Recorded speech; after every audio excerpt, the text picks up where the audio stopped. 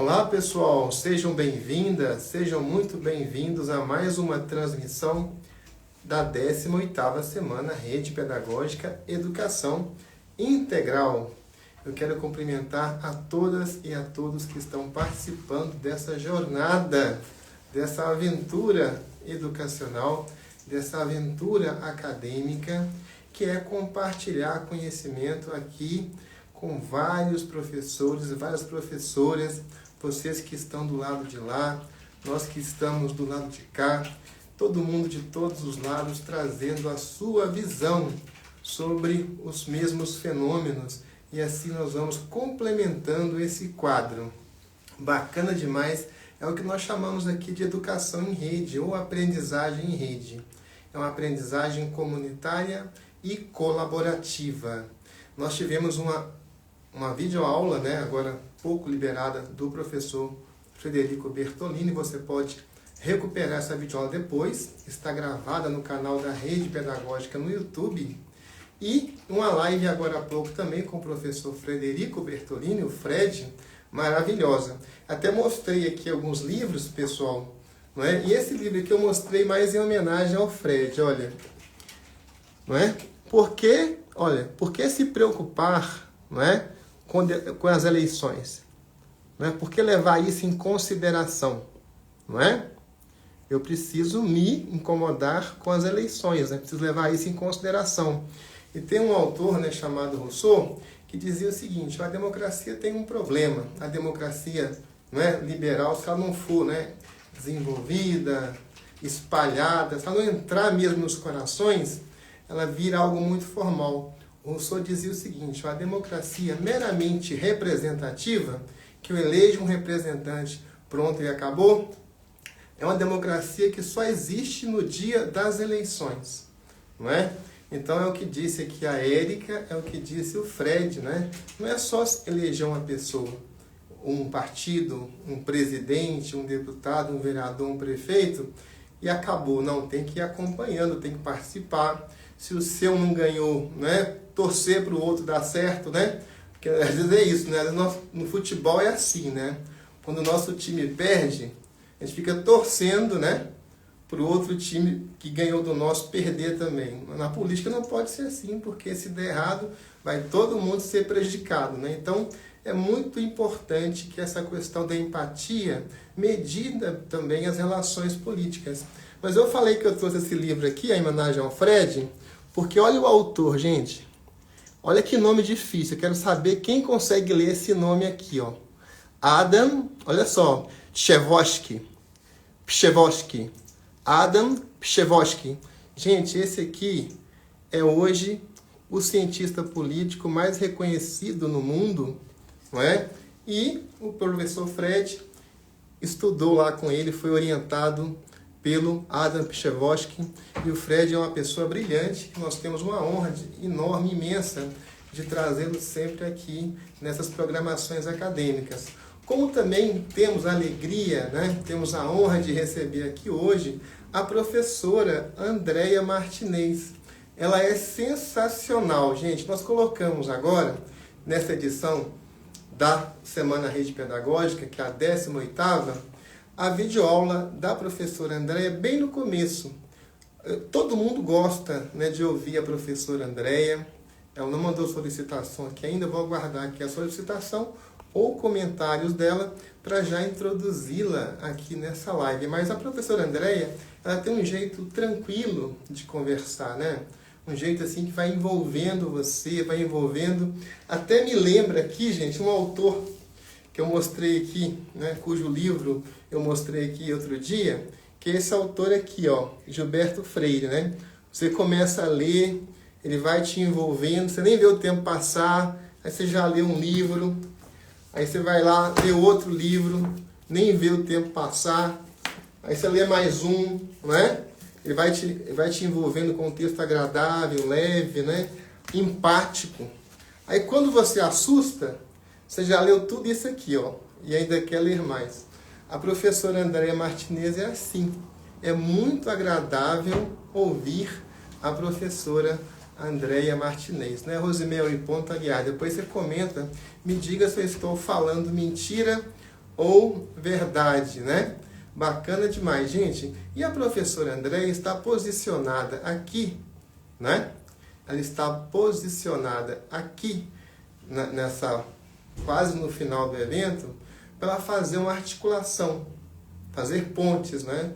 Apresentar uma visão mais panorâmica, né, dessa Semana Rede Pedagógica e do tema, do objeto dessa 18ª Semana Rede Pedagógica, que é educação integral. Gente, nós tivemos aqui já, nessa 18ª Semana Rede Pedagógica, o Demerval Saviani, e até lembrando que vai ter sorteios de livros autografados do Demerval. Olha que bacana, já até mostrei aqui para vocês, olha, não só autografado, mas com dedicatória. Quem ganhar no sorteio serão 10, né? Serão 10 sortudos ou sortudas, vai receber o livro com um autógrafo e uma dedicatória do professor Demerval Saviani. Nós vamos mandar para eles, né, o nome dos ganhadores, e ele vai, gente, olha, autografar e fazer dedicatória em cada um, né, em cada um dos exemplares que serão sorteados. E temos também aqui, vou mostrar para vocês, esse livro do professor Celso Antunes, que é um livro da editora Rede Pedagógica, de que nos orgulhamos muito, um livro do professor, né, Celso Antunes, que esteve aqui na 3ª Semana Rede Pedagógica, fez uma participação maravilhosa. Se você tem acesso, né, à 3ª Semana Rede Pedagógica, ou pesquisa no YouTube, você vai ver a participação do professor Celso Antunes aqui na Semana Rede Pedagógica, foi sensacional. Para participar do sorteio, já vi que todo mundo aí está querendo ganhar, né? É só você acessar www.redepedagogica.com.br/sorteios.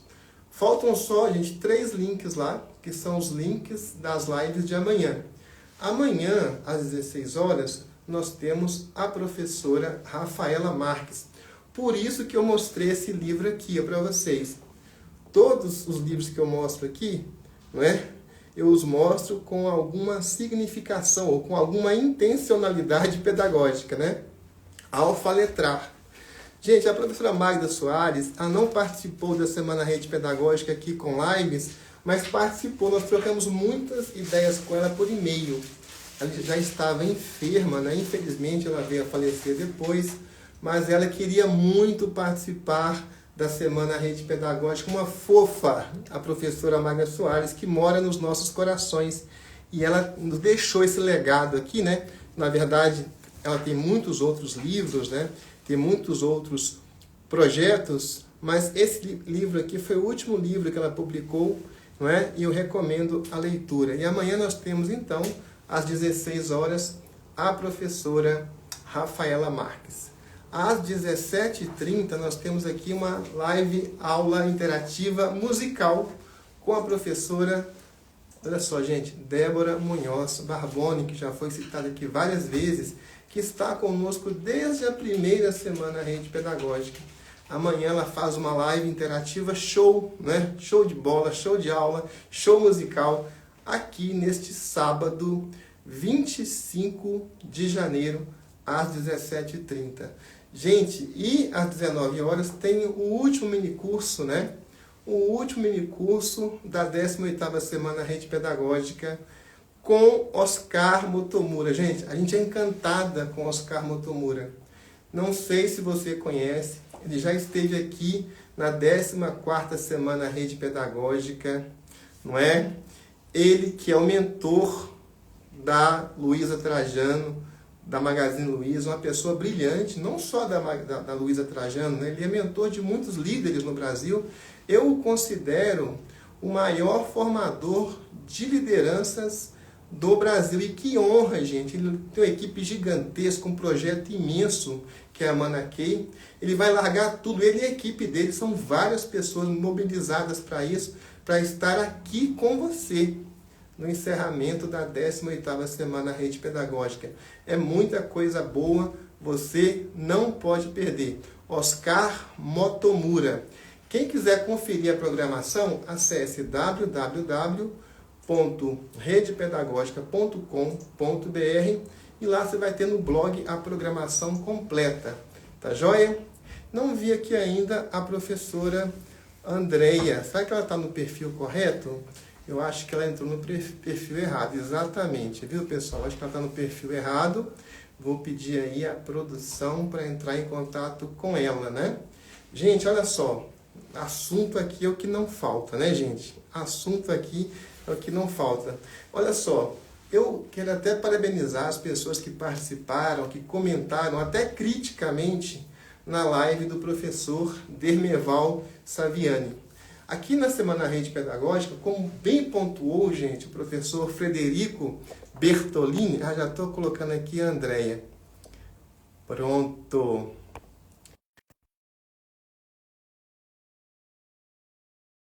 Você pode se posicionar em qualquer lugar do espectro político, que você é bem-vindo aqui na Rede Pedagógica, você não será oprimido. Olá, Andréia, tudo bem? Olá, tudo jóia? Estava disfarçado para não te achar, né? Pois é, eu acabei entrando no meu perfil pessoal, aí depois que eu me atentei. Não, sem problema, sem nenhum problema. Eu estou aqui falando com o pessoal, Andréia, o seguinte, né? Que nós tivemos aqui a live com o professor Demerval Saviani, não é? E ele veio com as posições dele. Ele é uma esquerda de raiz mesmo, não é? Ele tem uma pedagogia marxiana ali próxima da do Paulo Freire. E eu estou aqui falando o seguinte, que na rede pedagógica, como bem lembrou o Frederico Bertolini na live anterior, nós não temos inclinações partidárias. Aqui é uma rede plural, todo mundo é bem-vindo, traz as suas ideias, logicamente com respeito e tolerância, e até curiosidade. Antes de rejeitar, né, o que uma pessoa pensa, eu preciso conhecer.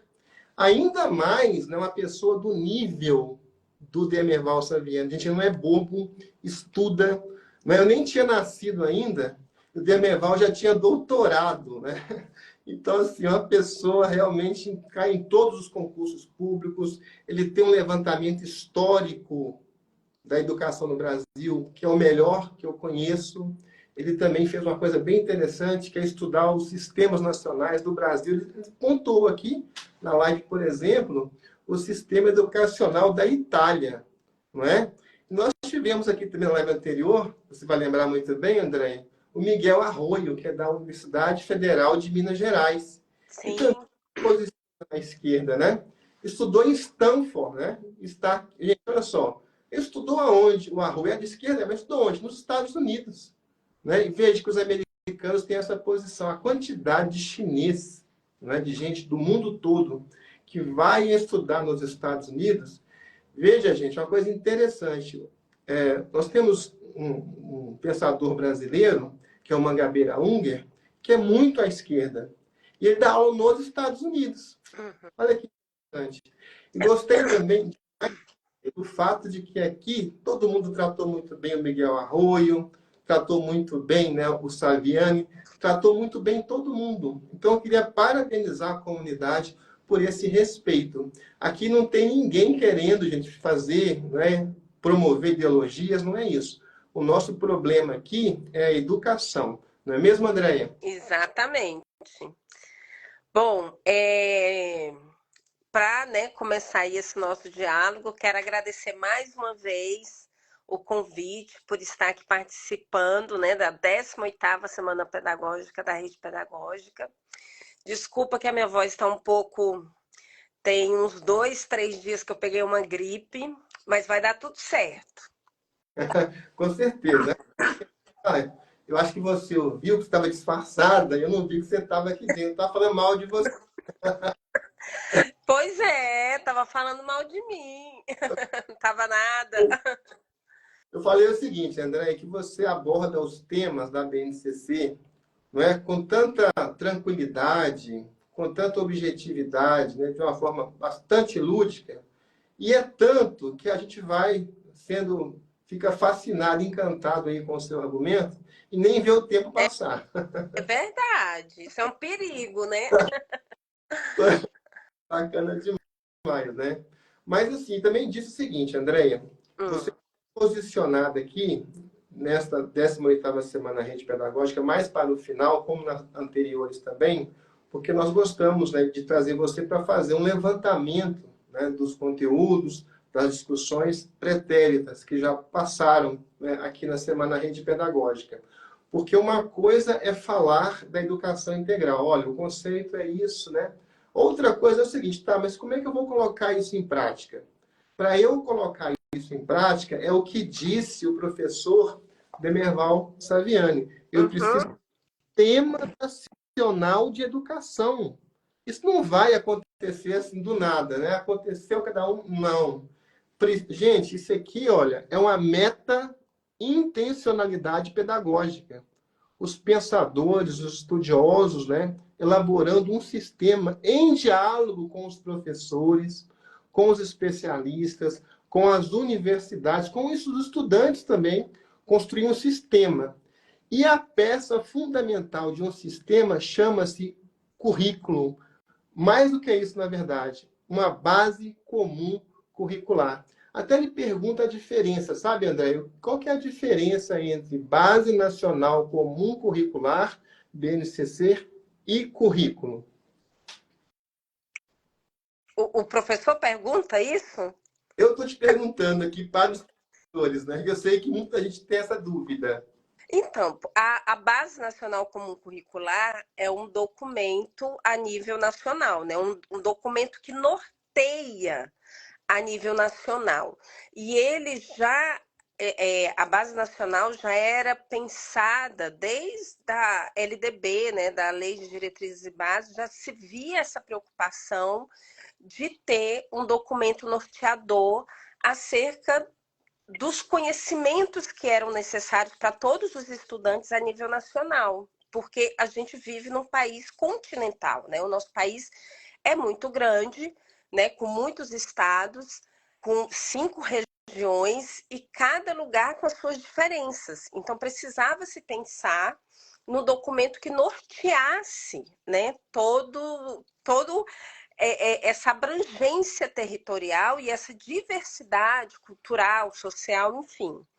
Então, desde a LDB já se cogitava a necessidade de ter esse documento, né? Aí, as diretrizes também reforçam essa necessidade, as diretrizes curriculares nacionais, porque as diretrizes é um documento que também traz essa questão dos conhecimentos, mas de uma forma mais teórica. E a BNCC, ela já traz os objetivos de aprendizagem e desenvolvimento, né? E aí, a gente teve, em 2017, a publicação da Base Nacional Comum Curricular, que é um documento que orienta os conhecimentos essenciais para serem compartilhados com os nossos estudantes da educação básica, né, desde a educação infantil até o ensino médio, a nível nacional. E das orientações de como cada rede de ensino particular ou pública deve pensar o seu currículo a partir da BNCC. Né? Então, eu vejo essa diferença nesse sentido. A BNCC é algo mais amplo, a nível nacional, né? E o currículo ele vai ser pensado a partir da realidade de cada territorialidade, né? De cada estado, de cada município e também nesse sentido da questão da rede pública e da rede privada, né? Então, o currículo em si, ele é algo que parte mais desse contexto de cada estado e de cada município, seja particular ou privado, né? Então, assim, eu trago essa principal diferenciação. Ah, bem, gente. E uma coisa que ela falava aqui, André, eu estava pensando, por que que é agradável ouvir André? E essa resposta aparece na live de ontem da professora Viviane Louro, que é o seguinte, né, fazer o trabalho de uma forma prazerosa, gostar daquilo que se faz, né, trabalhar com prazer. E nós percebemos aqui que a professora Andréia como também o Fred, que nos precedeu, e eu trabalho com prazer, né? Inclusive o Fred, gente, tem um super trabalho na Universidade de Brasília, né? Um professor da Universidade de Brasília, do Instituto de Ciência Política, a UNB, que é uma referência, inclusive na educação, porque é na UNB que trabalhou, por exemplo, Darcy Ribeiro. Sim. Durante a ditadura militar, a UNB foi, na verdade, uma fortaleza da democracia, né? Com muitos professores perseguidos, punidos, exilados, né? E é lá que trabalha o professor Frederico Bertolini. E falou o seguinte: se eu pudesse, eu ficaria só aqui na rede pedagógica, só fazendo live. Sim, eu vi a hora que ele falou isso, já no finalzinho, né, da live dele. É verdade, André. André, uma coisa bem interessante, nós tivemos aqui, gente, essa live do Iane, ele pontuou coisas assim, extraordinariamente importantes. Nós fizemos uma conversa tempos atrás com o então senador Cristóvão Buarque, que, né, foi dizem, né, isso é meio disputável, mas foi um dos idealizadores do Bolsa Escola, que se transformou no Bolsa Família. E que agora, né, com essa coisa do pé de meia, na verdade, é um Bolsa Escola 2.0. É só um outro nome, basicamente, né, com alguns ajustamentos. Mas o Cristóvão Buarque, ele, como senador, ele veio com uma proposta de federalizar a educação inicial, não é? Começando pelo ensino fundamental. E o professor Saviano disse aqui, ó, um dos problemas que nós temos hoje é que os municípios, muitos municípios, não têm estrutura para cumprir a BNCC, para puxar aqui para o seu assunto, sabe, André? E eu vi aqui que na hora muitas professoras, muitos professores disseram, não, meu município tem sim. Só que no Brasil, pessoal, nós temos o município de São Paulo, por exemplo, que é maior do que muitos estados. Eu, por exemplo, estive no estado de Roraima, é um estado bem pequeno, né? Um estado pequeno, é um rico, importantíssimo, mas é um estado pequeno, né? Pequeno não territorialmente, em termos mais, né, de estruturas, assim, urbanas e tudo mais. Há municípios aí que eu já viajei muito para o interior, né, com 200 habitantes, 500, não, na verdade, assim, mais. Né? Hoje em dia, muitos já se emanciparam, mas 1.500, 3.000, 5.000 habitantes, né? Pouca receita, não é? Universidade não tem, muito longe, professores faltam. Eu mesmo estudei em escolas, André, onde não havia professor de química. Era muito difícil conseguir professor de química, professor de física. Então, imagina como é que um município pequeno vai conseguir dar concretude a uma BNCC, que disse lá uma vez aqui na rede pedagógica, o José Pacheco, não, a BNCC é uma poesia. Eu não tenho nada contra ela. O problema é a realidade, lá embaixo, no chão da escola. Então, eu te pergunto, você acha, né, que essa ideia de federalizar, pelo menos assim, o ensino fundamental, os anos iniciais, você acha que seria importante ou haveria, na sua opinião, outros caminhos para se aperfeiçoar o ensino fundamental e também depois o ensino médio? Então, eu gosto também de dar uma cutucada, né? Que a BNCC ela traz 3 etapas, né? Educação infantil, ensino fundamental e ensino médio. Então, não é só ensino fundamental e ensino médio. A educação infantil também faz parte da educação básica, né? E está lá na Base Nacional Comum Curricular. Com relação a essa questão da federação, eu acho complexo. E assim, eu não acho uma coisa tão simplória assim, né? Porque quando ela está vinculada ao município, eu acho que, como eu falei anteriormente na pergunta anterior, né? A BNCC ela tem essa visão mais ampla do país. E aí, quando chega na hora de fazer de fato o currículo de cada rede de ensino vai olhar a sua realidade. Então, se eu federalizar, o Estado não vai dar conta de olhar essa realidade. né? Por mais que ele tente, ele não vai dar conta. Quem dá conta disso é o município e o Estado. São eles que dão conta disso. Talvez seja necessário pensar a questão das verbas públicas, né? De federalizar no sentido da verba, do custeio, né, da educação. Mas em outros aspectos, eu acho que não.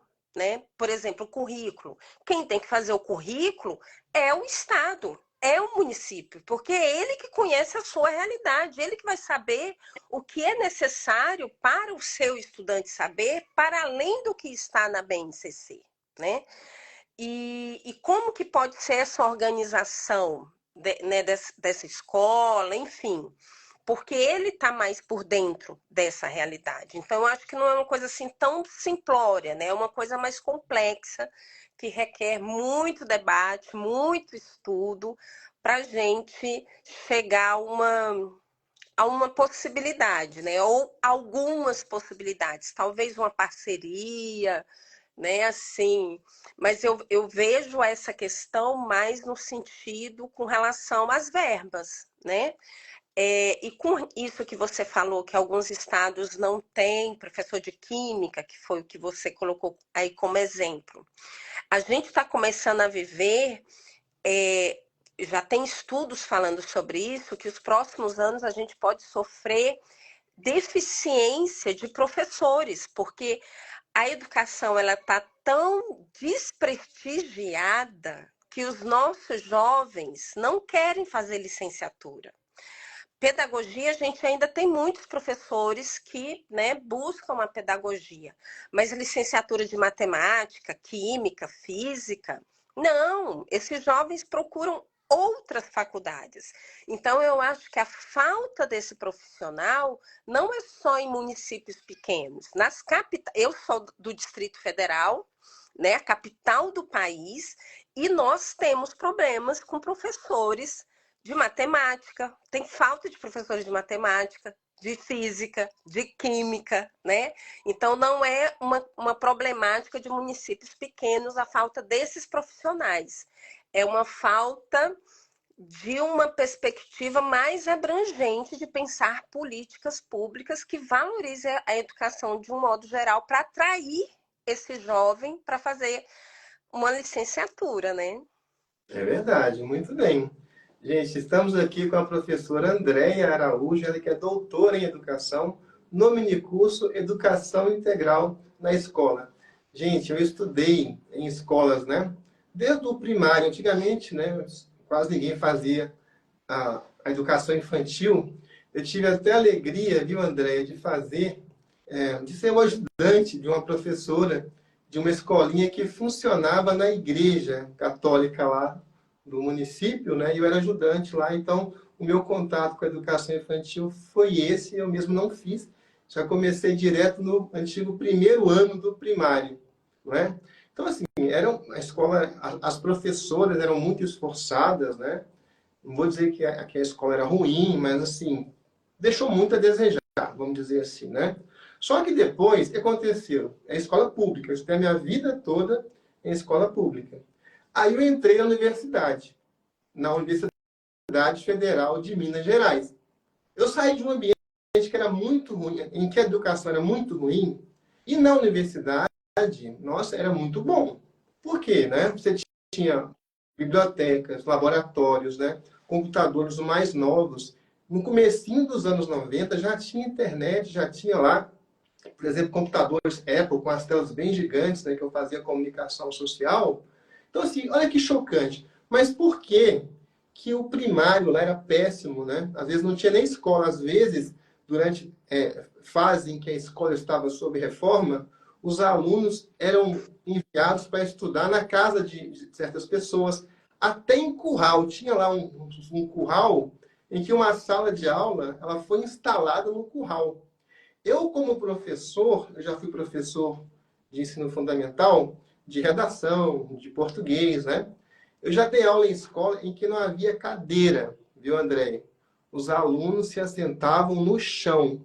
E eu me lembro, né, de uma aluna que tinha deficiência motora, não é? Ela ficava no chão. Ficava assim, sinceramente, uma coisa de doer o coração. Como é que o Estado, no caso era Estado, né? Como é que o Estado proporcionava recursos para uma educação adequada, né? Como é que se fala em educação integral em uma sala de aula, em uma escola que não há cadeira para os alunos, né? Aí chega na UFMG, o que acontece? Né? Era tudo novinho, né? Eles tinham feito uma reforma, chamava Campus 2000 o projeto, prédios novos, tudo muito novo, laboratórios, né? Lá tinha um lugar, pra você ter uma ideia, acho que existe até hoje, chamado CEL, Centro Esportivo Universitário, com piscinas, né? Piscinas olímpicas, sabe? Tinha lá parques ecológicos. Dentro da universidade tinha circulares gratuitos para os estudantes. Era fantástico. Eu podia assistir aulas de medicina, anatomia. Era fantástico, sabe? A refeição, alimentação com nutricionista, era muito bom. Mas quando eu estudei lá, Andréia, o público da universidade era quase que 100% de classe A e classe B. Então, veja, se o país quiser fazer uma escola que funciona, ele faz. Porque isso foi feito para os alunos ricos. Naquela época, lá nos 90, era assim. Não sei se aí, professor na sua cidade, era assim. Mas na minha época de universidade, no começo especialmente, a escola, a universidade, né, federal, era um espaço para a classe média, para a classe média alta e para a classe alta mesmo, né? Não via pessoas negras, não via pessoas pobres de periferia, né? Você não via, eram exceções, na verdade. Então, eu te pergunto isso. O que que você acha, Andréia? Você, como estudiosa da BNCC, de currículos, que conheceu a realidade de várias escolas, né? O que que você acha que falta para transformar o projeto de educação integral que está programado na BNCC em realidade? Então, é, na aula que já foi disponibilizada, né? Eu vi você falando que já foi disponibilizado, eu trago um pouquinho do histórico, né? Da questão da educação integral no nosso país. Então, ela começa lá na década de 30, ainda com o movimento dos pioneiros da Escola Nova, né? Pensando nessa educação integral, só que ainda de uma forma muito diferente do que a gente vê hoje.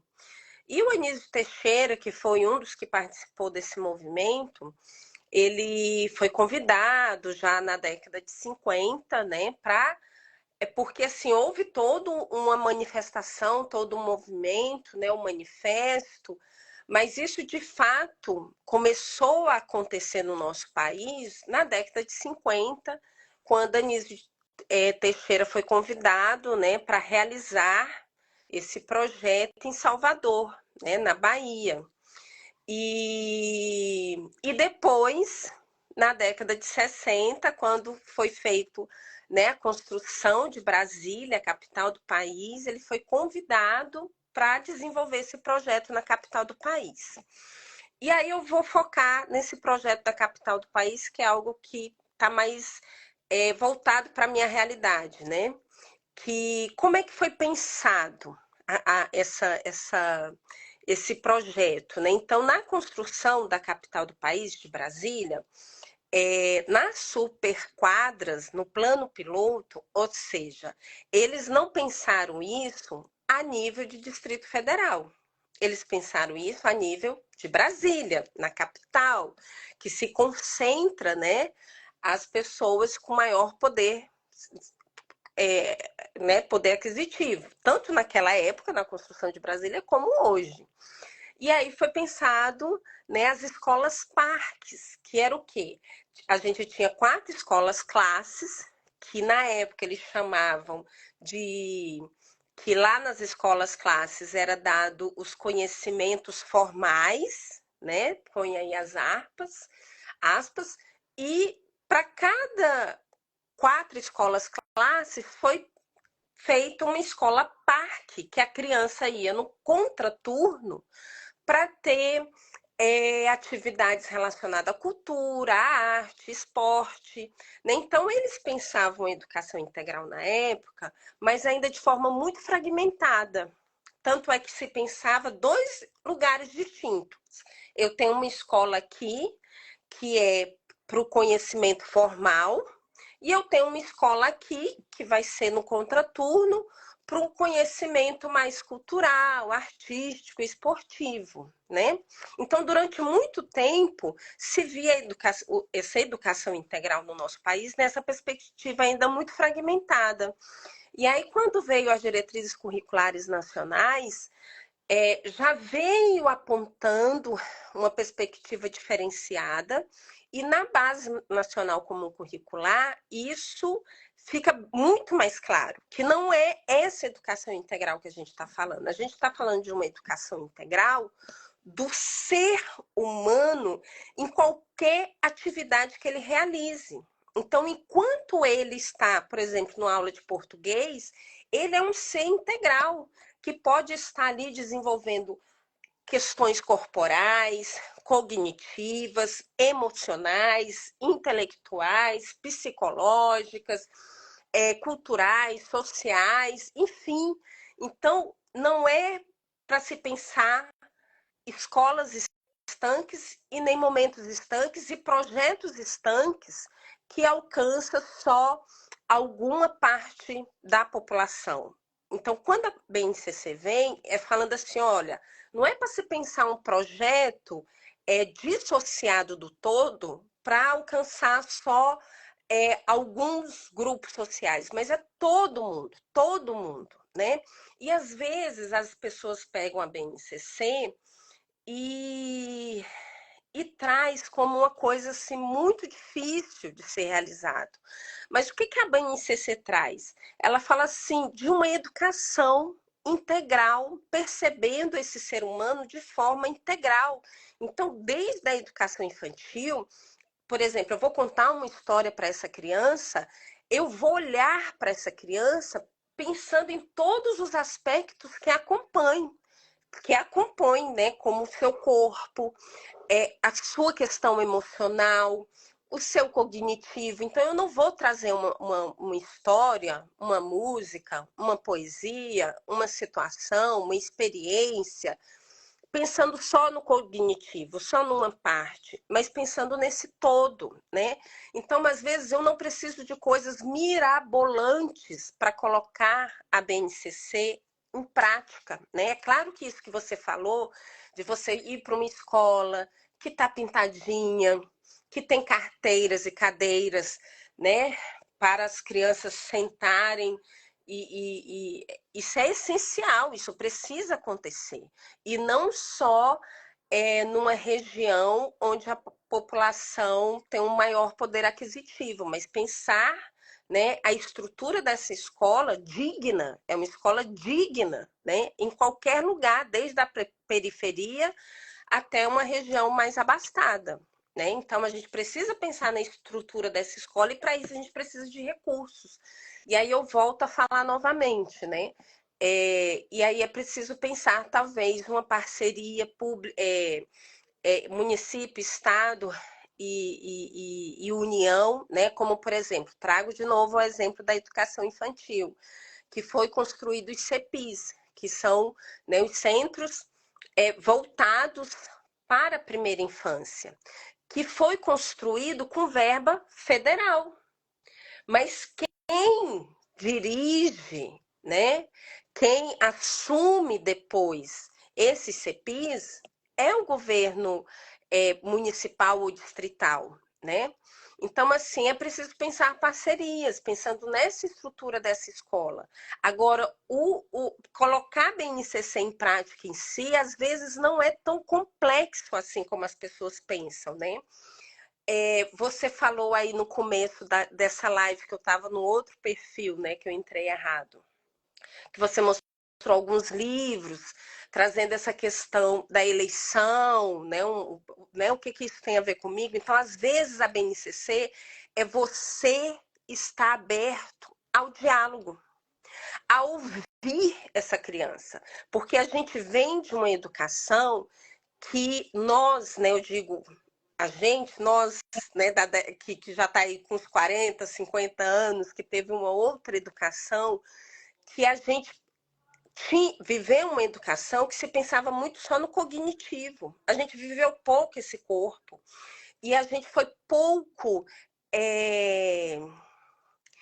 A gente viveu poucas oportunidades de se colocar, de argumentar, de questionar, de fazer perguntas. Você falou aí, né, da eleição, que você acompanha a campanha eleitoral e aí você escolhe um candidato, você vota, mas depois você não acompanha, né, o que vem depois.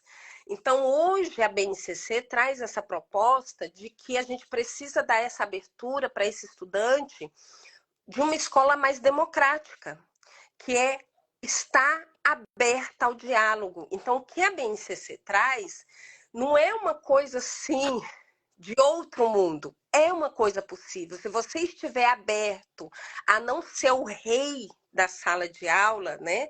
Da sala de referência, no caso da educação infantil, e você estiver aberto ao diálogo, a ouvir esse estudante, porque às vezes esse estudante vai te confrontar, vai te fazer perguntas, vai te questionar, vai argumentar, e nós, professores, estamos preparados para isso? Para ouvir esses confrontos, esses argumentos, estes questionamentos? Então, é isso que a BNCC nos traz.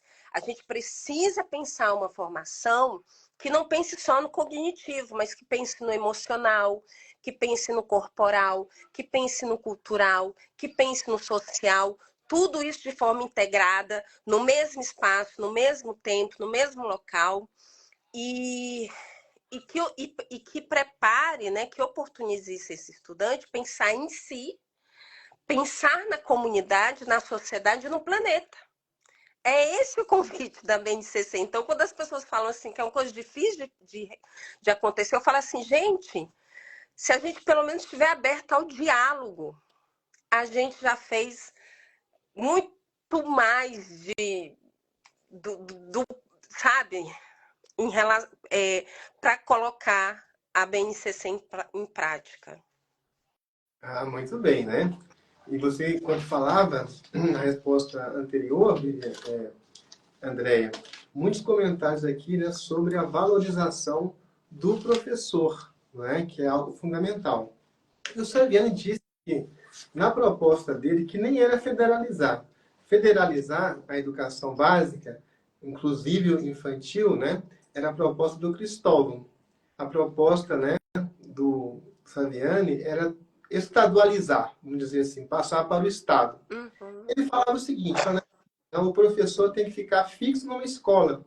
Ele não precisa ter que ficar indo para 2, 3, 4 escolas, porque assim eu não consigo desenvolver uma educação integral. Eu confesso aqui, André, que eu já dei aula em 3 escolas ao mesmo tempo. Começava de manhã, de tarde, depois de noite. Por fim, até passei de moto, que eu ganhava mais velocidade, né? É uma correria danada. E preparar a aula, na verdade, gente, assim, sendo bem sincero para vocês, quem dá aula sabe disso, para dar 1 hora de aula, você tem que ter pelo menos 1 hora de preparação, não é? Se você quiser levar esse trabalho a sério, é assim, né? Que para cada hora de aula, 1 hora de planejamento, né? Logicamente, com o tempo você vai, né, se aperfeiçoando, vai acumulando algumas coisas e tal, experiências, né? Mas você sempre tem que estar se atualizando, pesquisando, não é? Renovando a sua aula, não pode ficar no ciclo vicioso. Então, em relação ao professor, você acha que o professor hoje ele tem condições de realizar um projeto de educação integral programado na BNCC, André? Então, eu acho que é preciso investir em formação. Porque eu acho que a formação, ela abre possibilidades para pensarmos, né, e refletirmos e conhecermos também, porque às vezes a gente fala das diretrizes curriculares nacionais, da Base Nacional Comum Curricular, da LDB, Só que a gente fala, e muitas vezes nós profissionais, a gente não conhece de fato esses documentos. Muitos professores não conhecem o currículo, né, do seu estado, do seu município, de fato, né? Então é preciso investir em formação, tanto para conhecer esses documentos, como para colocar esses documentos em prática, para torná-los real, algo real, que saia do papel, né? E eu acho também que, além disso, a formação ela contribui para o professor se olhar e ele mesmo se questionar, fazer uma autorreflexão, né? E eu me coloco nesse papel. Este ano eu completo 50 anos e completo 30 anos que eu sou professora. E aí, quando eu olho lá para trás, quando eu comecei minha primeira experiência com 20 anos de idade, além de ser o século passado, né, 3 décadas atrás, era uma outra perspectiva. Então, às vezes eu olho lá para trás e penso assim, meu Deus do céu, eu já falei isso, eu já fiz isso, meu Deus, assim, sabe? Porque eu acho que a formação, ela nos confronta a olhar para si e ver que a gente não é o dono da razão, que a gente não sabe de tudo, que a gente está sempre precisando aprender algo. Então, eu acho que tanto o município como o Estado e a União precisam investir em formação para os professores, né? E aí, quando a gente fala especificamente da BNCC, pensar em formação voltada para a BNCC, quando a gente fala da educação integral, pensar em formação para a educação integral, para ver que isso não é um bicho de 7 cabeças, é uma coisa possível de acontecer. Mas para o professor perceber isso, né, é preciso investir nessa formação, porque muitos dos professores são como eu, que fez o magistério há mais de 30 anos atrás, que fez a faculdade há 30 anos atrás, né? Então era uma outra perspectiva, uma outra lógica, eram outros documentos norteadores, e aí a gente precisa estar sempre estudando, sempre aprendendo. Então eu acho que os governos precisam investir em educação, ou em formação, né, para os professores. Ah, muito bem, gente. Olha, e retificando aqui o que eu tinha falado, então, realmente o Cristóvão merece um puxão de orelha da Andréia pela conferência que realmente não tinha incluído a educação infantil, só o fundamental e o médio. Então, você fez bem, então, em dar esse puxão de orelha, né? Pois é, temos que lembrar da educação infantil. Às vezes a gente esquece, né, e fala só do ensino fundamental e médio, mas a educação infantil é muito importante também. Ah, isso mesmo. Pessoal, estamos aqui com a Andréia Araújo, o minicurso Educação Integral na BNCC. Nós trouxemos aqui alguns pontos aqui que foram abordados pelo professor Saviani, e agora eu quero trazer um ponto que foi abordado pelo professor Pacheco. Nós perguntamos ao Pacheco sobre a questão da proibição do celular.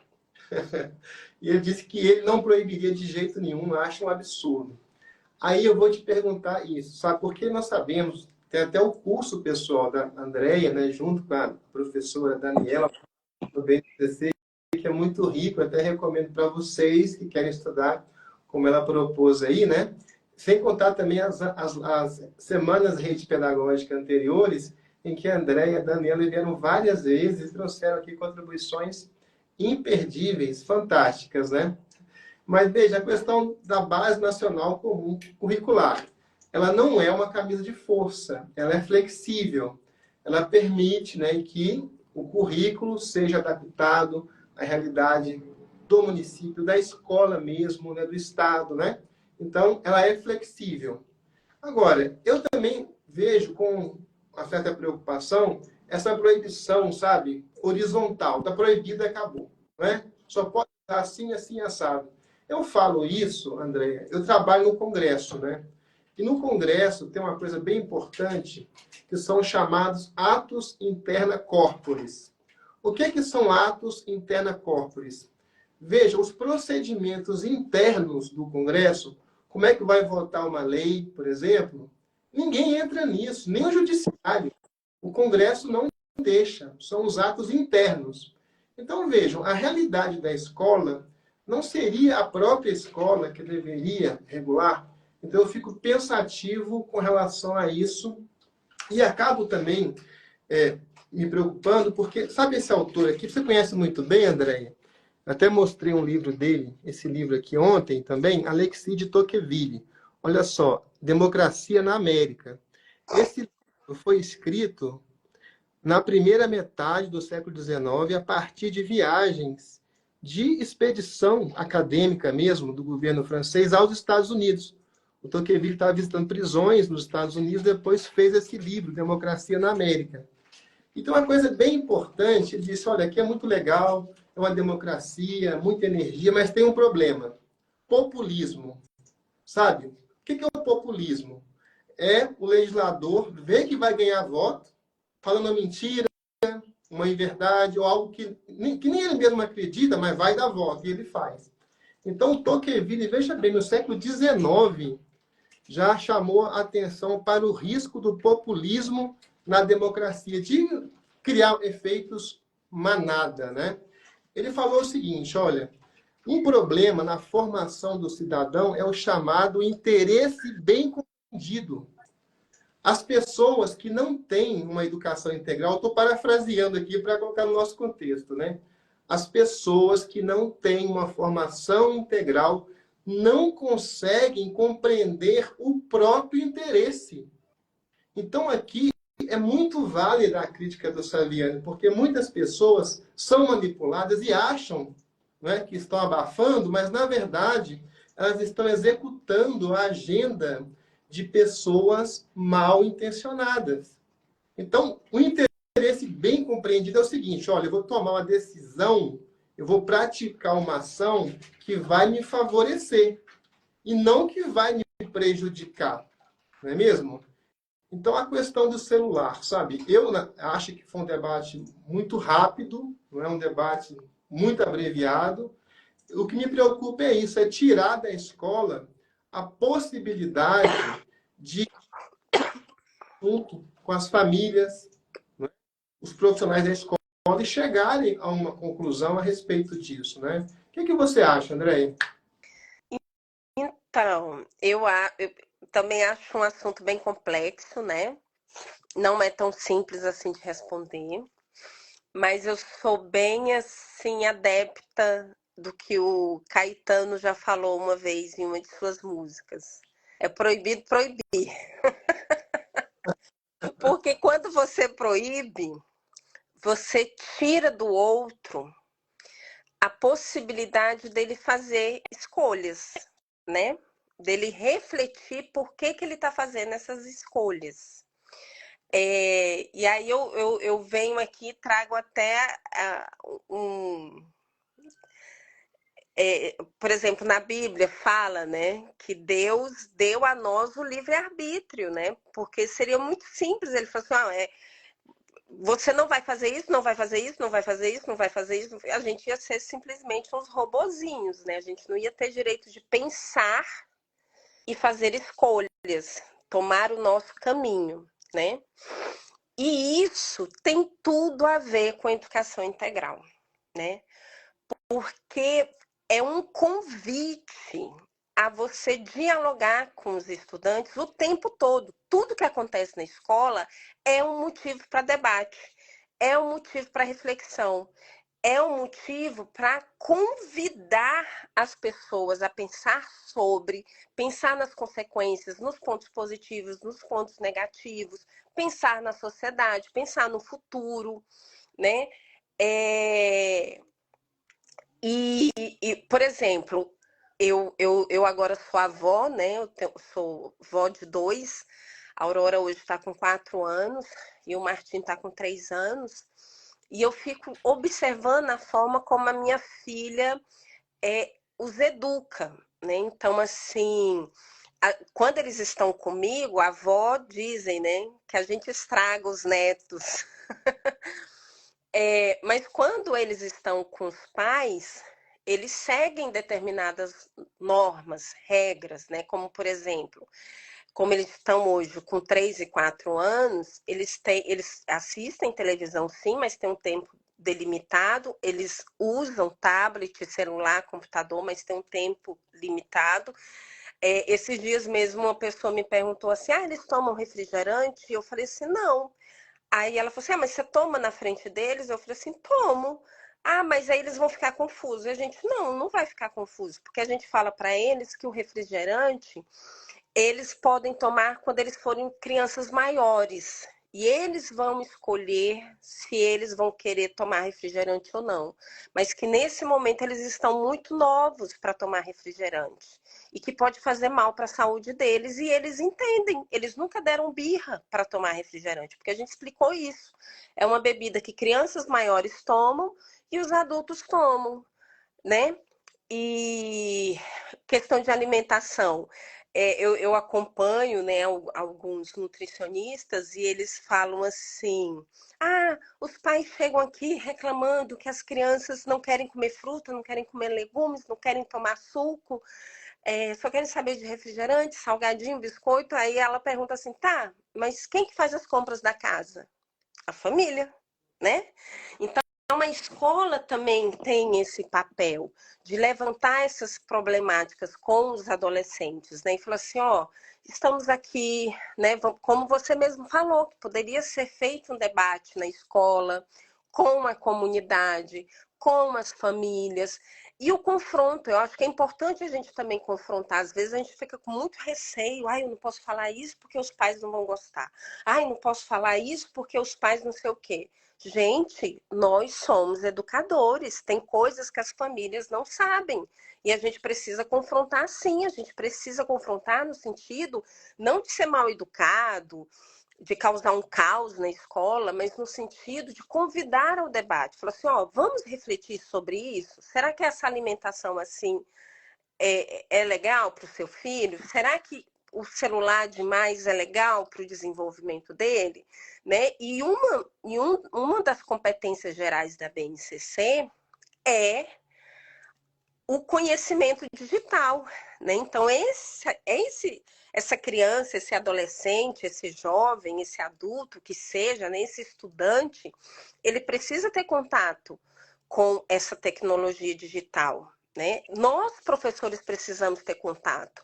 Tanto é que na pandemia, muito dos problemas que a gente teve é porque os professores não sabiam nem como utilizar uma plataforma para colocar conteúdo para os estudantes, né? Então não era só os estudantes não terem acesso, eram os próprios professores não saber como utilizar. Então, assim, é uma ferramenta perigosa? Pode ser, se você não sabe usar, né? Então a gente precisa estar aberto ao diálogo, ao debate, o tempo inteiro. Então, esse é o convite da educação integral que a BNCC traz. E aí, se eu falo assim, é proibido isso, é porque qual é a perspectiva de educação integral na BNCC?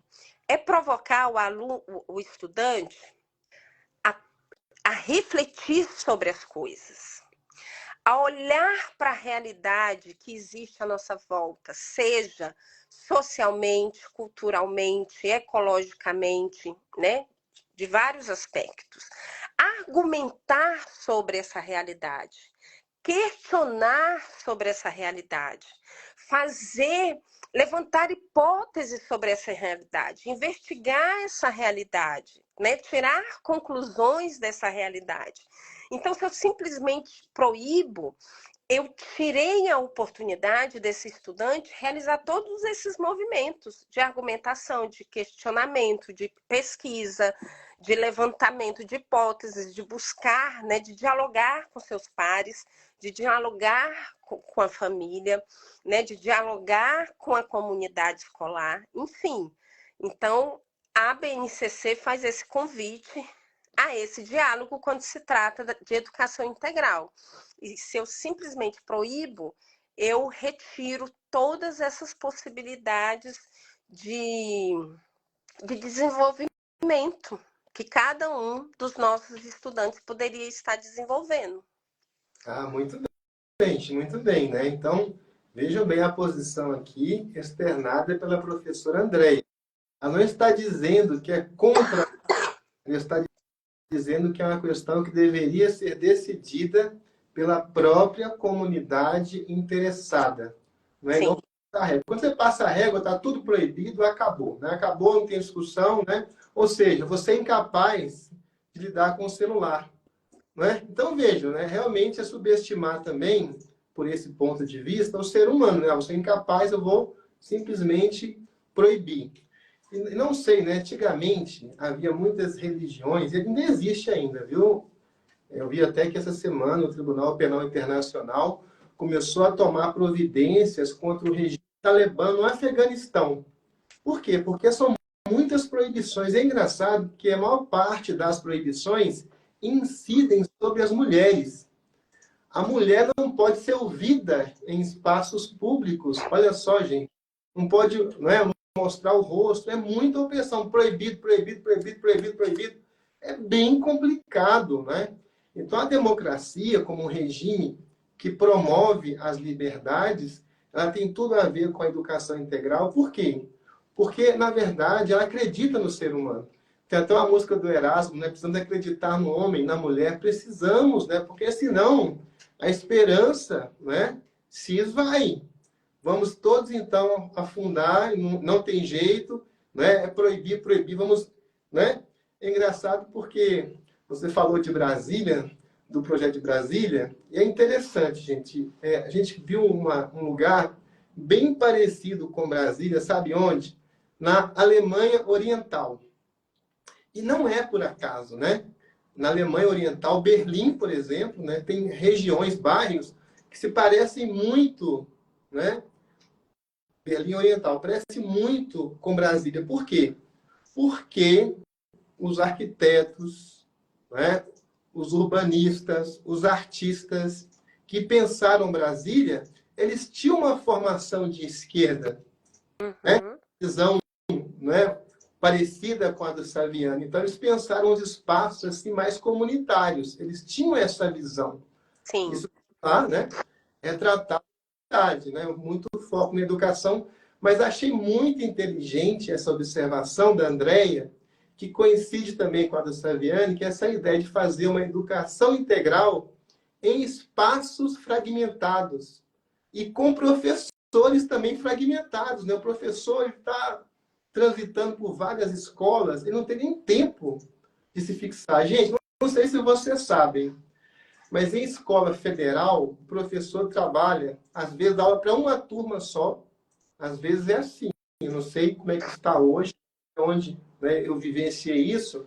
Você tem lá uma, duas turmas, você dá 4 horas de aula por semana, e o restante do tempo você planeja, você faz orientação, você faz pesquisa, você faz outras coisas.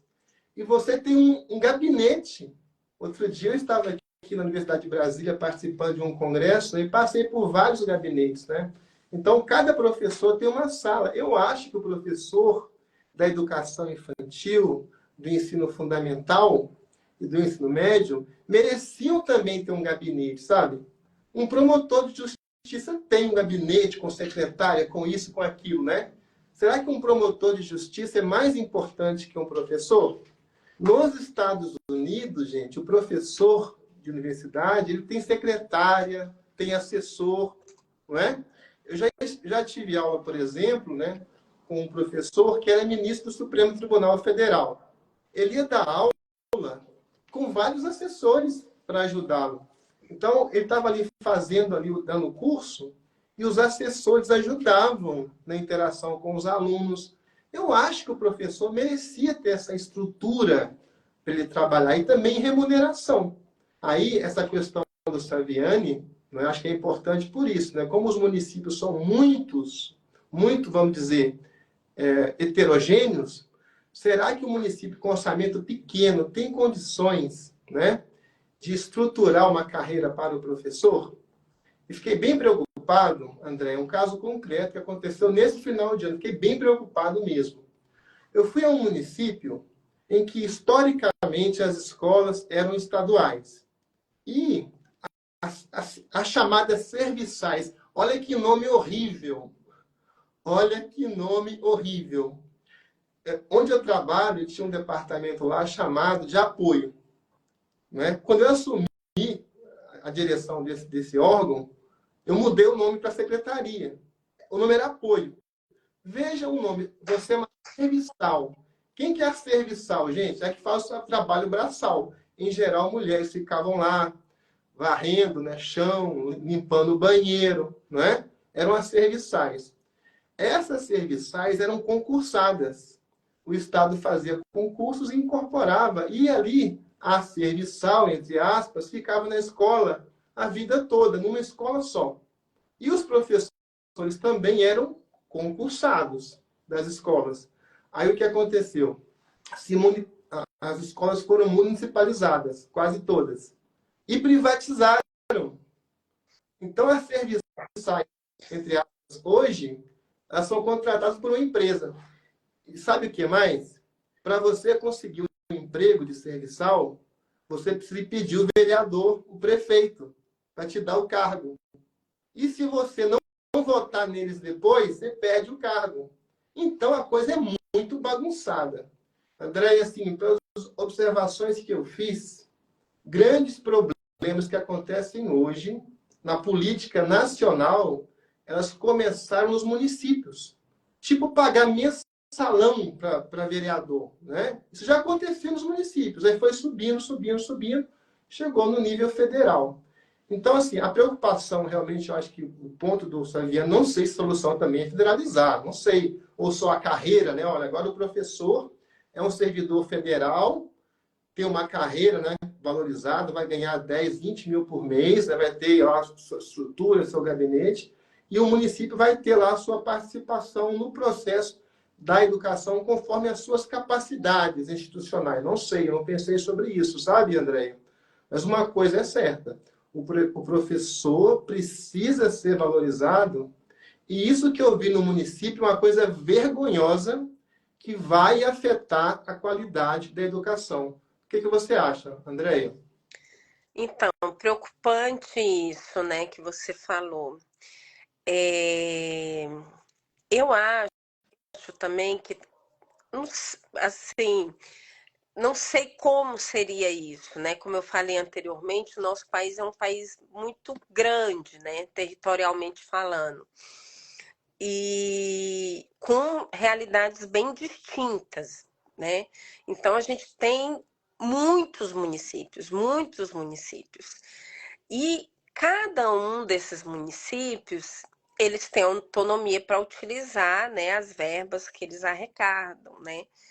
E muitas vezes há um disparate muito grande de como essas verbas são utilizadas, né? Então, claro que na maioria dos casos, a educação e a saúde, elas estão aquém, né, das outras áreas. E também, às vezes, desvio de verba, é, aumento dos próprios salários, né, dos vereadores, de prefeito, né, enfim. Então, assim, eu acho que poderia ser feito uma fiscalização desses municípios, mas não sei como, né? Também não parei para pensar sobre isso.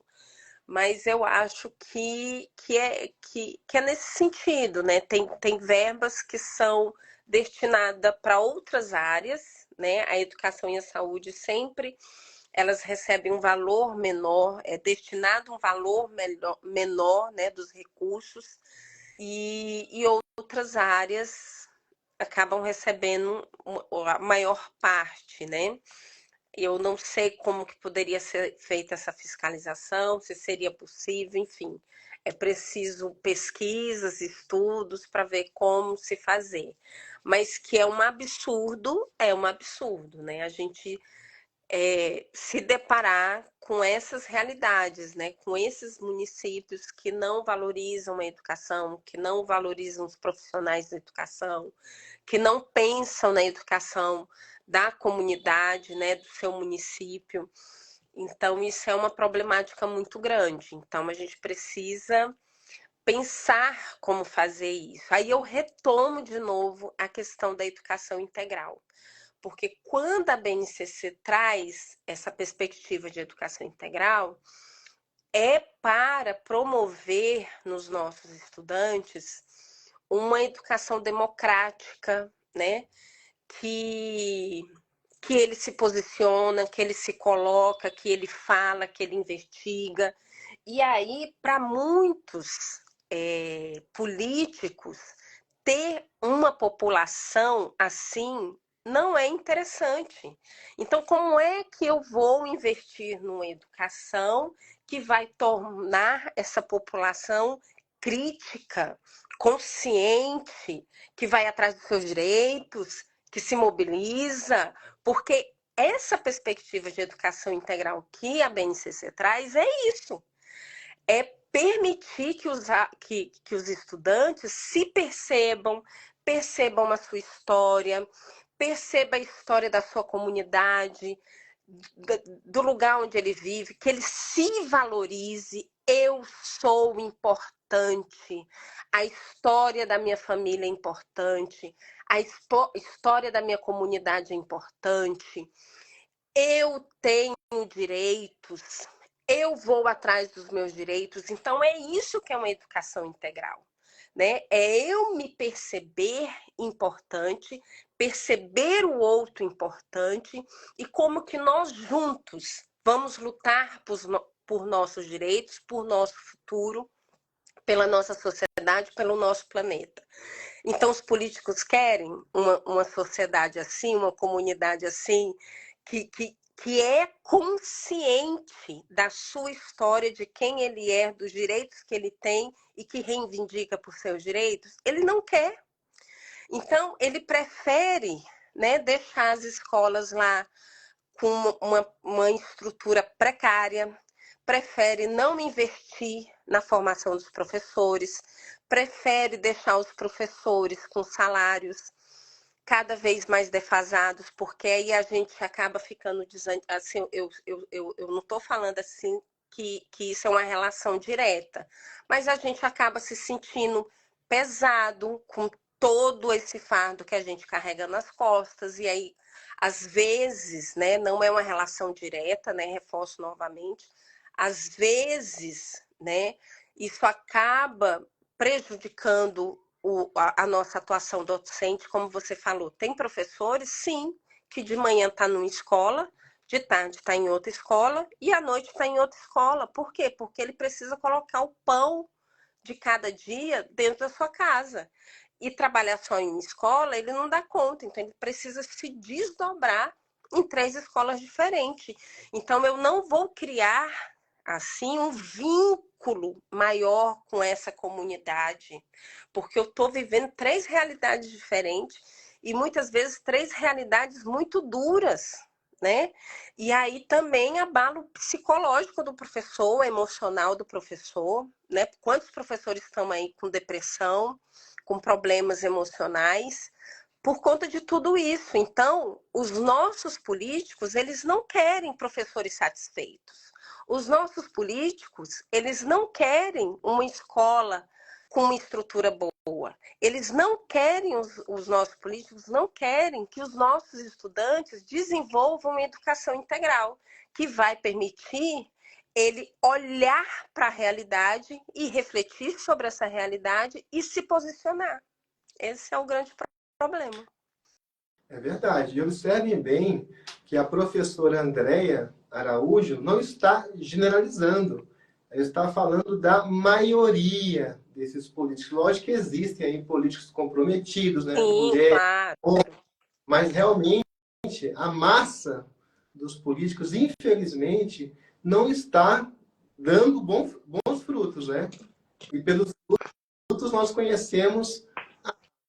Eu gostaria que você falasse um pouquinho sobre a dimensão do conteúdo. Já estamos chegando aqui ao final, Andréia. Uhum. A dimensão do conteúdo, né? Porque a BNCC, ela elenca, né, matérias, abordagens, né, uma estrutura básica que, né, pressupõe o mínimo necessário para uma formação integral. Estou colocando aqui um círculo, gente, porque o círculo é um símbolo, né, dessa inteireza, não é, de tudo, inclusive do conhecimento, da formação e da educação? Então, assim, falar de conteúdo especificamente é muito complicado, porque a gente está falando aqui de educação infantil, da educação, o ensino fundamental, o ensino médio, né, que são três realidades bem distintas, e dentro do ensino fundamental a gente tem duas realidades, né, que é os anos iniciais e os anos finais, então, colocando assim, são quatro realidades bem distintas, e são muitos, né, são muitas as disciplinas, mas se a gente puder, né, trazer essa circularidade, né, que você apontou, seria nas 10 competências gerais da educação básica, né? Porque quando ela traz essas 10 competências gerais, ali nas 10 competências está de uma forma mais palpável, né, essa perspectiva dessa educação integral, né? Então, independentemente da disciplina, do conteúdo, tentar trabalhar essas 10 competências gerais, né, que inclui aí a questão da argumentação, do conhecimento, das tecnologias digitais, né, dessa questão cultural, a questão socioambiental. Então, são 10, né, competências que eu não tenho aqui decorado na minha cabeça, as 10, mas se a gente fosse fazer uma relação mais direta, né, pensando aí na educação integral e, e, e, e no que a educação, o que a BNCC traz, né, acerca da educação integral de uma forma mais direta, seria essas, eu destacaria aqui as 10 competências gerais para a educação básica, que inclusive eu venho falando detalhadamente sobre cada uma delas nas aulas, né, que foi em uma das aulas que foi gravada para disponibilizar para as pessoas. Então, quando vocês assistirem a aula, vocês vão verem lá que eu venho trazendo, né, esse olhar para a educação básica, ou para a educação integral, a partir de cada uma dessas competências, né, de como a gente pode contribuir para o desenvolvimento dessas competências em cada um dos nossos estudantes, né, nessa perspectiva da educação integral. Ah, muito bem. Uma última pergunta aqui, Andréia. O professor Saviano defendeu o princípio educativo do trabalho na educação unitária, que seria a educação básica, né, com infantil, fundamental e médio. O que é essa questão do princípio, segundo, né, explicou aqui para a gente, o professor Saviani, está na obra dele também, né, o princípio educativo do trabalho, que a educação deveria se estruturar, né, para fomentar, promover competências relacionadas ao trabalho, em suas diversas dimensões. Aí eu lhe pergunto, na BNCC, qual que é a topografia do trabalho na BNCC? Então, se fala diretamente, né, nessa formação para o trabalho, mais especificamente no ensino médio. Inclusive, uma das competências, né, fala sobre esse projeto de vida, pensando, né, qual o projeto de vida que eu vou estabelecer, né, pensando quando para a escolha, né, da profissão que eu vou fazer e o planejamento que eu preciso fazer para eu alcançar, né, esse objetivo em relação a essa profissão e ser bem-sucedido nessa profissão. E também pensando já o futuro, né? Porque muitos estudiosos falam que profissões que existem hoje, talvez para os nossos estudantes, né? Por exemplo, eu falei aí dos meus netos, né? 3, 4 anos, eles estão na educação infantil. Quando eles estiverem no ensino médio, que vai ser aquele momento, né, de pensar mais especificamente na escolha que eles vão fazer para uma faculdade, né? Será que serão os mesmos cursos que estão sendo oferecidos hoje, né? Então, assim, muitos estudos já vêm acenando nesse sentido. Então, a BNCC também traz essa preocupação, né, que é preciso olhar para a sociedade, para o planeta, nessa perspectiva do trabalho também. Quais os trabalhos que tem hoje, né, no mercado de trabalho falando, e quais são as perspectivas para o mercado de trabalho futuro, né? O meu genro, por exemplo, ele é da área de TI, e às vezes eu fico conversando com ele e ele viaja assim nas possibilidades que eu nem consigo alcançar, né, da perspectiva que ele tem, né, de futuro. E esses dias eu estou de férias aqui no Rio de Janeiro, né, e eu tive a oportunidade de conhecer o Museu do Amanhã. Quem ainda não conhece e tiver a oportunidade de vir para o Rio de Janeiro, ou quem mora no Rio de Janeiro e puder, né, visitar esse museu, eu saí de lá encantada. Assim, cada lugar que eu passei, porque ele o tempo todo, o museu ele foi pensado numa forma de fazer a gente olhar para a nossa realidade. E na última sala, ele pergunta, e aí, qual é o nosso futuro, né? Então, eu acho que o mercado de trabalho também está muito associado a isso, né? Não é só pensar no trabalho em si, mas quais são as consequências desse trabalho para mim e para a sociedade. Então, essa reflexão na BNCC, ela vem com mais intensidade no ensino médio, mas ela também traz algumas perspectivas iniciais sobre isso já a partir da educação infantil, né? Tem alguns objetivos de aprendizagem e desenvolvimento já provocando as crianças a pensarem quais são, né, as profissões que existem hoje, qual a importância dessas profissões para hoje, né? E pensar na perspectiva delas também de futuro, né? O que elas querem para o futuro delas. É claro que para muitas crianças é complicado pensar em futuro, né? Eles gostam de pensar muito no hoje, né? Mas a BNCC já traz essas reflexões, né? Da gente pensar, então, não é só pensar no, no mercado de trabalho em si, mas é pensar nessas profissões e nos impactos dessas profissões para a nossa vida e para a vida em sociedade, né? Então, a BNCC, ela traz essa preocupação o tempo todo, esse olhar para si, esse olhar para o outro e esse olhar para a sociedade, para o planeta, né? Quais são os impactos para essa coletividade, né? Que somos nós, seres humanos, vivendo aqui nesse planeta Terra. Ah, muito bem, gente, muito bem, né? Estamos aqui então encerrando essa live interativa do minicurso Educação Integral na BNCC com a Andréia Araújo, que é doutora em educação, né? Que pontuou muito bem aí a importância do trabalho, né?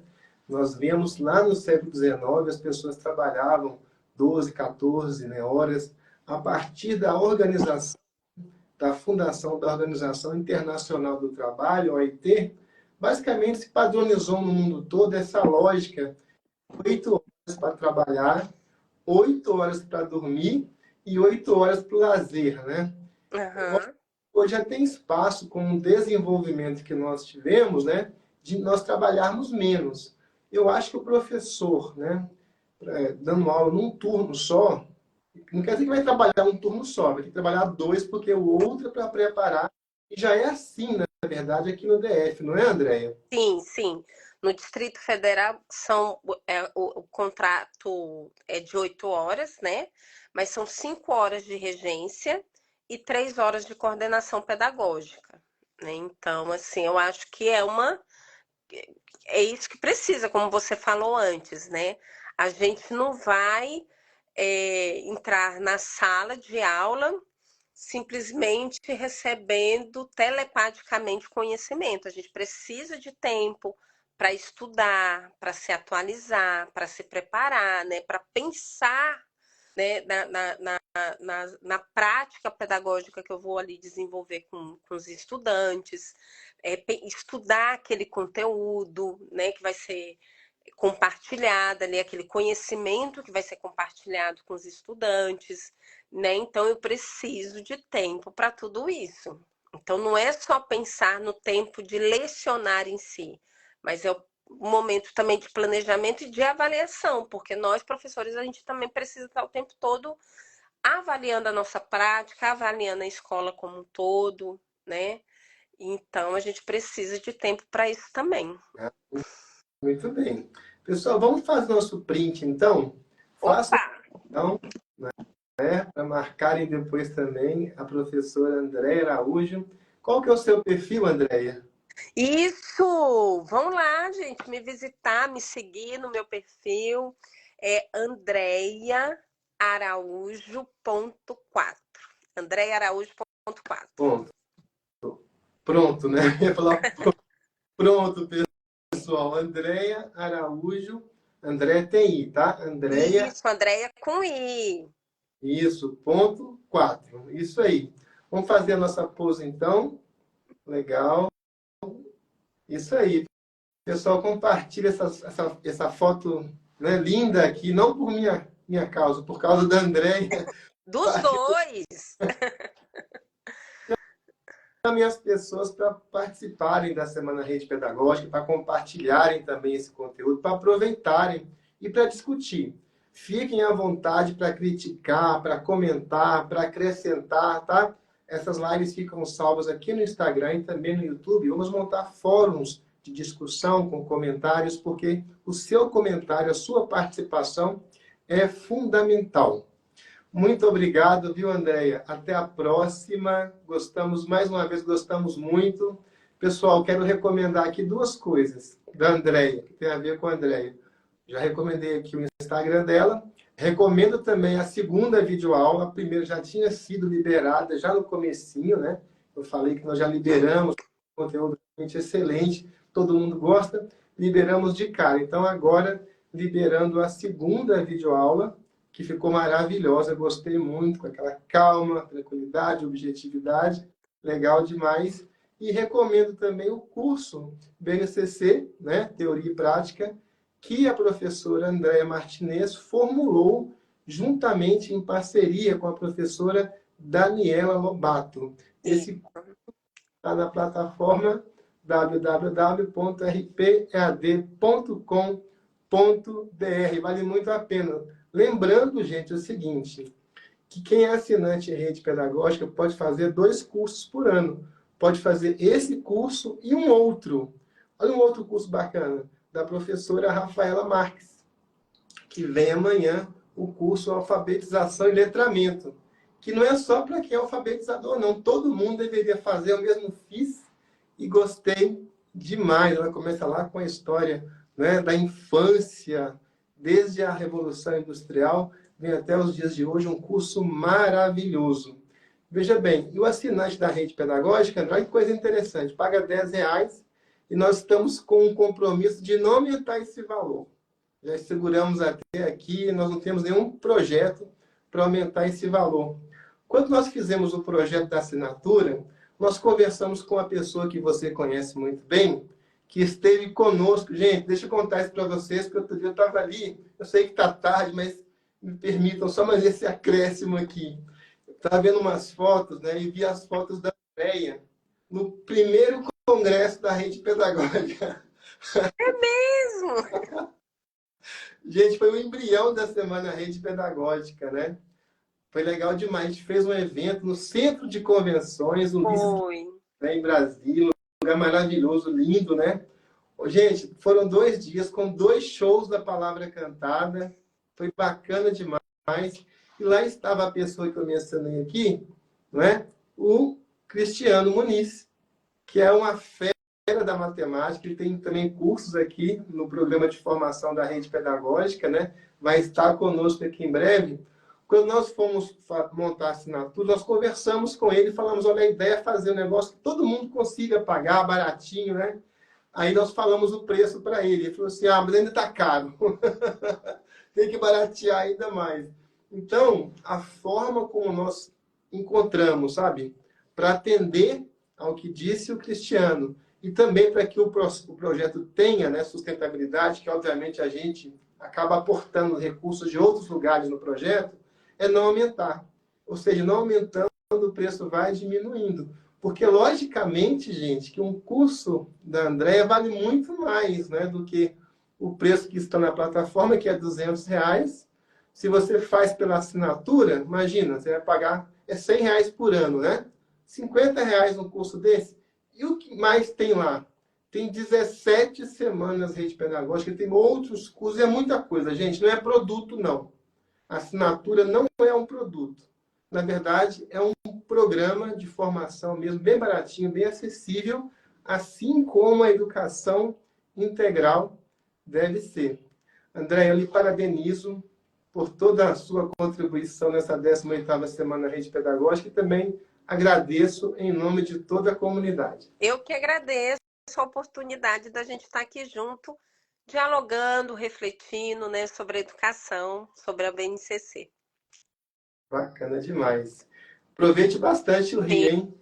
Sim, estou aproveitando, pode deixar. Tchauzinho. Tchau, André.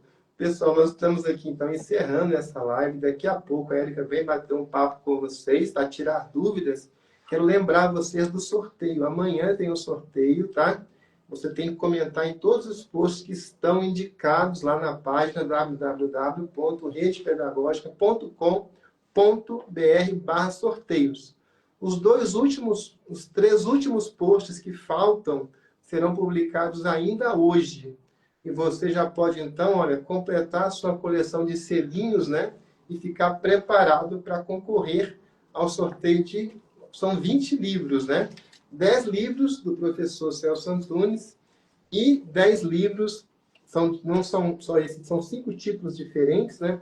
Por exemplo, tem esse livro aqui, gente, olha, que é ganhador do Prêmio Jabuti, né? Olha que sensacional, do professor Demerval Saviani. Olha, História das Ideias Pedagógicas no Brasil. Tá? 7ª edição, livro maravilhoso, editora Autores Associados, que está completando esta semana 45 anos. E olha que bacana, o professor Demerval vai a uma festinha da editora e lá vai pegar os livros para assinar. Ele queria assinar todos lá. Nós até falamos para ele, não, mas são muitos livros, né? Até que você escreve a dedicatória, pode levar para sua casa e fazer a dedicatória com calma, não é? E autografar com calma. Bacana demais, né, gente? Isso aqui, olha, é um documento histórico, né? Um presente, é uma relíquia. Se você ganhar, você tem que guardar. Não é? Sabe o que eu faço com os meus livros? Vou contar aqui para vocês. Eu coloco os meus livros, gente, em pastas. Tipo essa daqui, ó. Olha só. Meu cachorro já destruiu, o Mike, né? Já destruiu alguns livros meus, sabe? Também você vê se cai água, ou suja, né? Amarela. Olha como eu faço, gente, com os meus livros.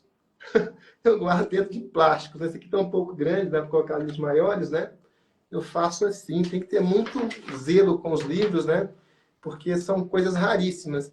Eu já até importei livros, gente, do comecinho do século XX, né? São relíquias que nós temos. Eu dou muito valor para livro. Eu tenho certeza que você também, né, dá valor para livros, né? E ainda mais autografados pelo professor Saviani, né? Eu falei, já contei para vocês aqui, né? Que deu até briga, né? Quando chegaram esses livros aqui, autografados, né? Aí ele falou, mas cadê os meus? Eu tive que resolver comprar os livros para ela e pedir para o professor autografar, porque ela fez questão de ter esses livros. Tentei, não, eu quero, eu faço questão, porque realmente é muito importante, né, essa obra do professor Saviani. Pessoal, então vou encerrar aqui e a gente volta daqui a pouquinho com a Érica. Amanhã, sábado, 25 de janeiro, nós começamos mais cedo. 16 horas, Rafaela Marques, e o minicurso Letramento Integral.